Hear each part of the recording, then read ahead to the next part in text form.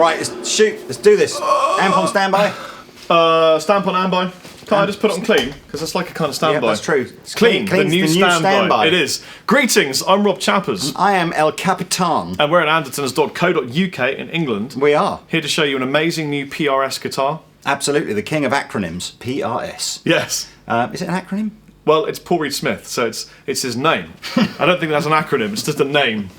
So, we're doing a whole day of PRS USA videos today, and we're loving it. This is Paul Reed Smith's Paul Reed Smith. But this is, yes, if you're going to be Guitarception. This is basically the signature guitar of a guy who owns a company and has made some amazing guitars over the last... Who would do that? 25, 30 years. Yeah, so this is called Paul's Guitar. And it's kind of a little bit started a few years ago with, some of you might remember, a private stock guitar called the Modern Eagle, which was the start of a journey that Paul began to make about kind of just sort of going, look, if I was going to make a guitar for me, what would I do? And fair play, because the Modern Eagle is absolutely stunning. But the Modern Eagle is gone now, so you can't buy that anymore, but it's evolved into a guitar called Paul's Guitar. And the good news for you guys is I think that Paul's Guitar is every bit as good as a Modern Eagle, maybe even in some instances better than a Modern Eagle, and it's borderline half the price. Actually, that's probably exaggerated a bit. It's about £2,000 less than a Modern Eagle.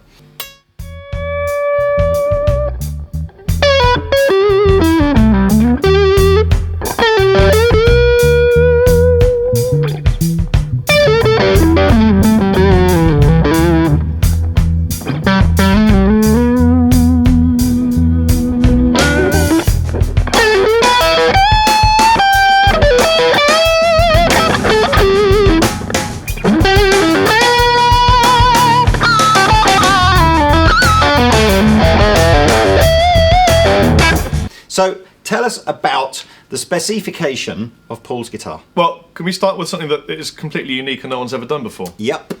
Which is on this aluminum bridge. Aluminum. They got brass contact points. So where the string would touch the bridge, there's a little tiny blob of brass. And you will see that in a close-up right now. Right now. Bling, bling. So the string, it goes string, it goes brass, it goes aluminium. That is ridiculously made, and can you imagine the precision tooling that you must need to drop tiny little slithers of brass into an aluminium? That is crazy. Yeah. Well, I'm not sure how they've done it, but it's magic. And whether it makes a difference tonally, who knows? But it sounds absolutely phenomenal.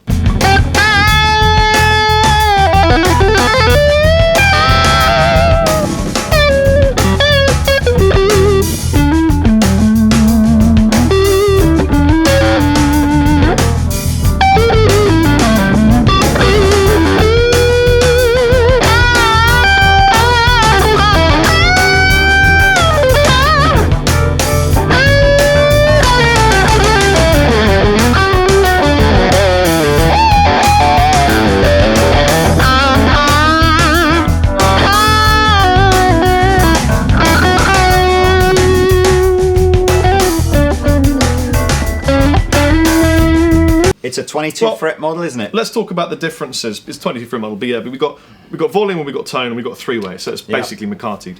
But then you've got these little tiny coil tap switches. Yep. Some people will love this and some people will hate this.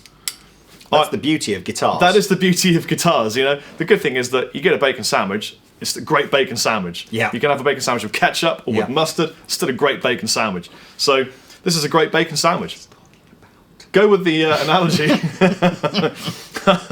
This is mustard rather than maybe ketchup, you know. But basically, you've got individual coil taps for each pickup, which is a nice little touch. And the pickups are the 408s. I hadn't finished with the coil tapping switching mechanism because they're not in the way of anything.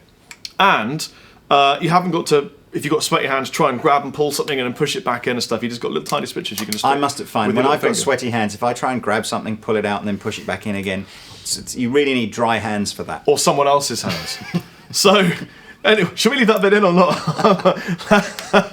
Nothing really bad was said there. Nothing bad was said. Technically, we'll leave it in. Technically, it's okay to leave it in. So, it's a valid point. Yeah, so here's the thing, I'm liking this, and not a lot of people would have thought about this. I'm a big user of the little finger when it comes to playing a bit of guitar, for example.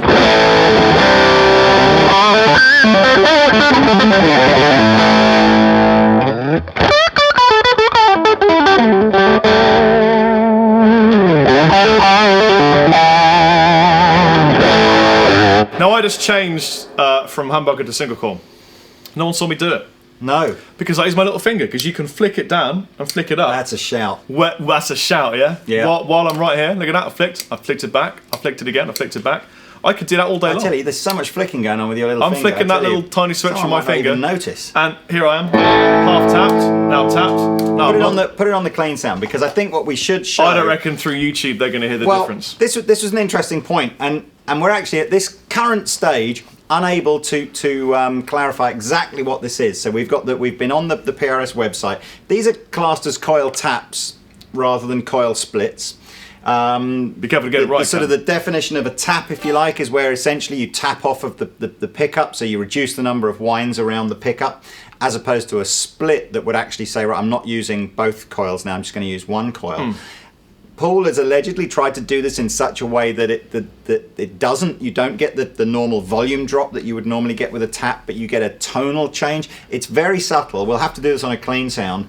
Rob and I spent a little bit of time kind of going, is it doing that? Can we hear it? And you kind I think it'll be more obvious at volume. Yeah, well, it's the sort of thing that I think the player will feel. So you'll be trying to hold a note and you'll feel it. Yeah. But once again, PRS, the king of ergonomics. The beeping in the background, by the way, has nothing to do with the switch. It's my lunch being delivered. It's the PRS. noisiest day we've ever had at the warehouse today. The king of ergonomics, everything fits to the body, so you can just flick it and flick it back up again. Okay, here goes. Pickup test 1 with the single coil little finger switch. Ready? Here's without. Here's with. I would have to say that down is the full sound. I think you're right. So we think, and Paul, if you're watching this, please feel free to comment below and tell us if we got it wrong or not. We think down is the full 408 humbucker, and then up is a tapped sound. So let's just do that again. Okay, Captain, could you do that? And then that when I flick up, so because they can't see me flicking. They can't see it. Okay. So I'm down now. So ready?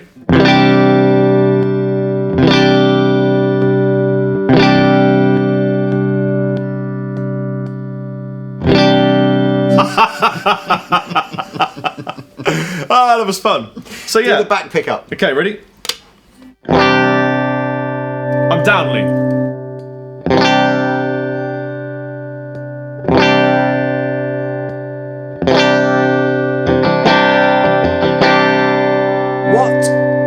What this, of course, also gives us the opportunity to do is have the in-between sound with one pickup tapped and one not. So hopefully options. More options.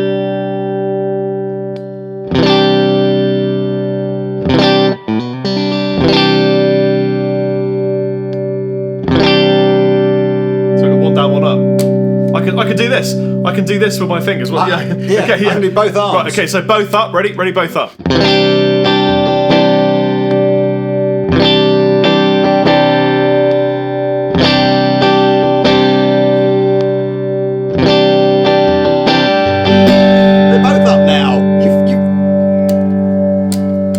Useless demonstration.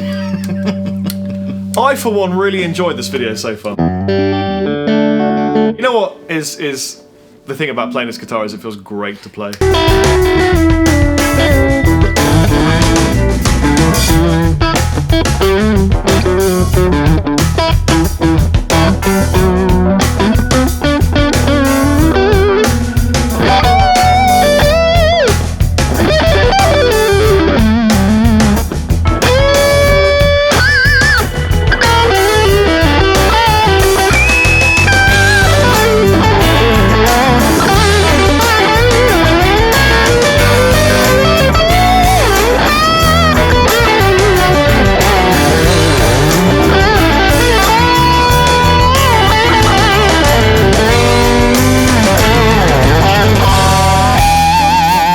I did want to tell you, because it's got the pattern neck, so not pattern thin, not pattern regular, just pattern. And this is the most pronounced V of all the PRS shapes on the back of the neck. So again, not really like anything that you might find on a Gibson or anything. Very, almost kind of like that 50s Fender style where there was the V on the back. Of course, but it's a lacquered mahogany neck, so it's this I reckon territory. Paul just got his hand and just held it still while all the luthiers just took measurements, and he put his hand in a laser machine, didn't he, like that? And laser, yeah, possibly, or in clay or something, or wrapped it in stuff and took it out. Yeah, we could build a myth. I heard that Paul Reed Smith took his hand and in something, it's clay, yeah, and it's set, and then they took it out and reversed it, and then took a mold and made a neck out and made a neck from it. That is the truth. That's what I heard. It's a 25-inch scale length, so much the same, as you'd get on a regular. It's got the brush stroke birds. Yeah. Only available on this model. Absolutely. Which I think are really nice, actually. They only use insane flame maple, and there are some colours actually on the Paul's guitar that you can't buy on any other model either. Pickups. 408s. Yeah, it's got them. It's got the 408s, which are apparently a more sort of bell-like, big, punchy, clean sound, but that also work well with the drive sound, as Chappers has ably demonstrated. It's beautiful.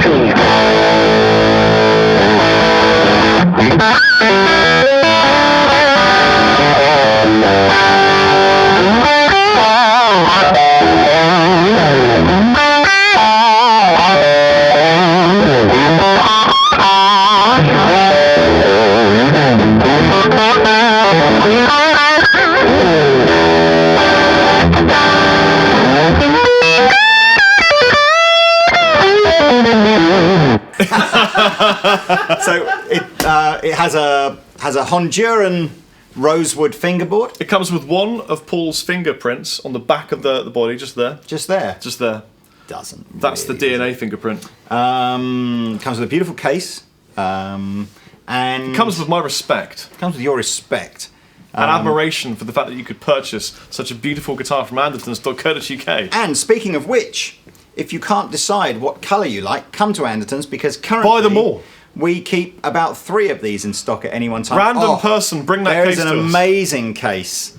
Come on. Just put a hand in the shot so that no one knows it's you. Oh! What a catch. So this is the case that, now again, this is modelled on the curtains that Paul has in his living room. I don't know where he's got this is a beautiful design. So yeah, nice plush. Should we show the ladies and gentlemen how that looks when it's in the case? Because I always do like a bit of the case pee. Various bits and instructions and stuff here. Look at this, look at this. Look at this. Go to bed, baby. Good night, baby. There you go.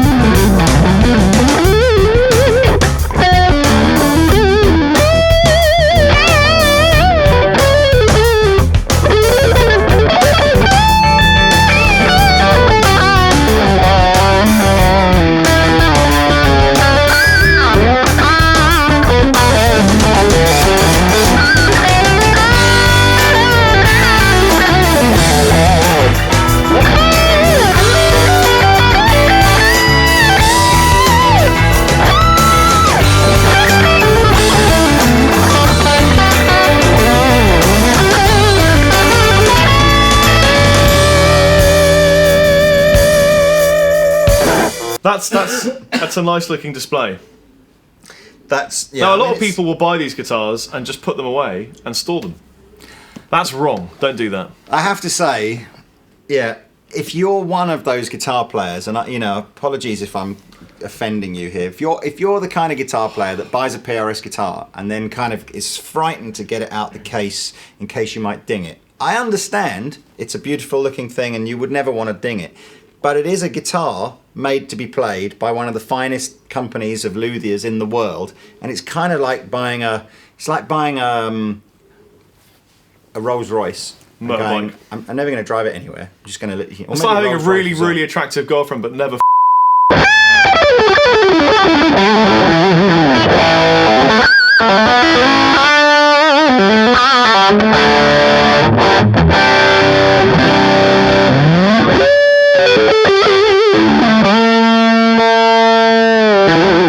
back in the room. Back in the room. Awesome case, incredible guitar, feels great to play. Like it's a flawless. It plays itself. Butter on the fingers.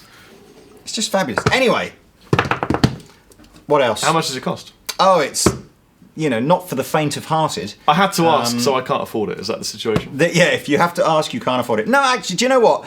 We probably ought to dispel this myth that, this is a lot less expensive than the Modern Eagle. So this is about £3,500. Wait, I'm getting a message. There's a message coming through from hello, Planet yes, PRS. It's 3,359. £3,359. English Imperial credits. So about the same price as, I suppose, a Gibson 58 reissue or something like that. Yeah, but that's for the flame top, and don't forget there's a surcharge for the quilt top. Good shout. So again, to just carry on dispelling this myth that spending £3,000 on a guitar is somehow...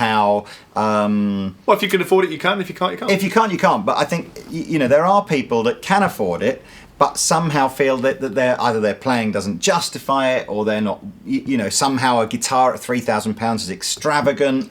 And I just sort of, I'm surrounded by stuff in my daily life. There should be classical musicians that play violins and cellos all day long worth that much money. Things like computers that you buy and, big TVs and all these kind of, relatively expensive things. But the thing is, if you can't afford it, you get an SE. Yeah, if you can't afford it, we've always said that in these videos. There's more important things in life than buying expensive guitars. Putting food on the table. Not many, but food is one. Rent is another. But as I said, just look around you. If you drive a car. I don't know, cars are important, but if you drive a car, think how much that depreciates every single year. Yeah, my Volvo from the 80s probably...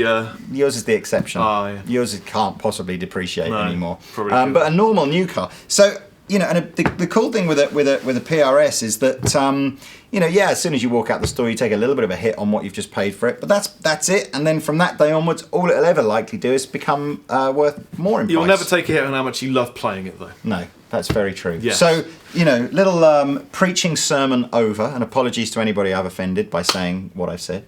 I've definitely been Rob Chapman. And I've probably not been the captain, depending on whether or not you like me anymore. If you disagree with what I've said, I own a different music store, not called Andertons. But if you agree with me, come here.